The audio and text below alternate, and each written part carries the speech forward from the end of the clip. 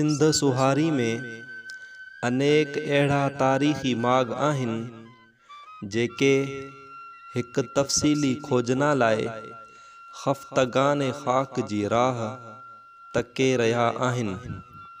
अहिड़नि माॻनि मां हिक वलार जी सरज़मीन जो अहम तारीख़ी माॻ जंहिंखे अबू तालिब जे भिड़े जे नाले सां ॼातो सुञातो वञे थो।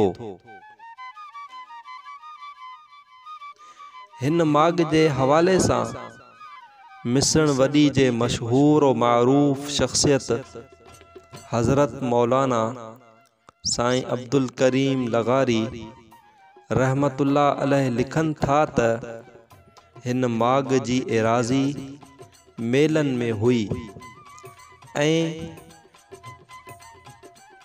केतिराई थाऊं ठिकर इंसानी हॾा टिड़ियल पखड़ियल नज़र अचनि था।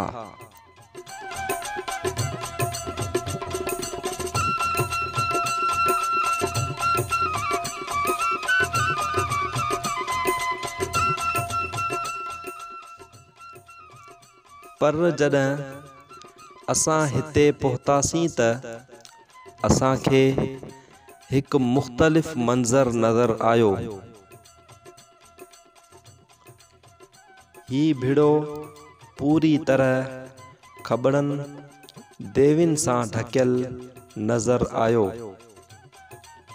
जिन में अंदर दाख़िल थी अंदरियां मुआइनो करण मुहाल लॻो।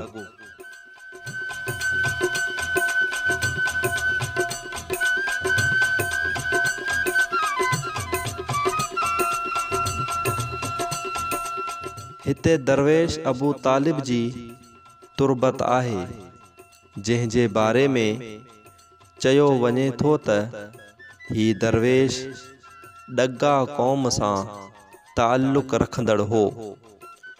तुरबत ते लॻल कुतबे ते साल आहे जेको बक़ौल साईं अब्दुल करीम लिगारी जे ही दरवेश जी तुरबत खे पक्को करण जो साल आहे, न कि दरवेश जी विसाल जो।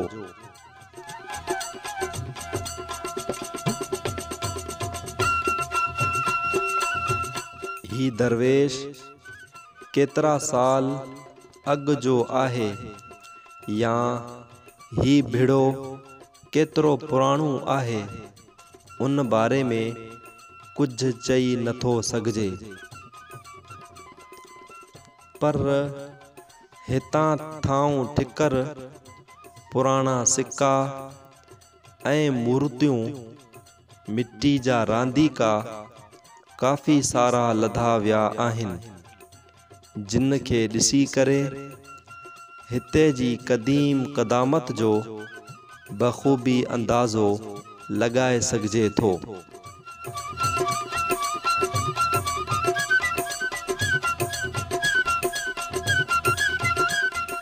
ही तारीख़ी माॻ बि सिंध में मौजूद ॿियनि माॻनि जियां घणी बेदयानी जो शिकार आहे। ही माॻ बि सिंध जे ॿियनि माॻनि जियां हिकु मुफ़स्सल तहक़ीक़ लाइ वाझाए रहियो आहे।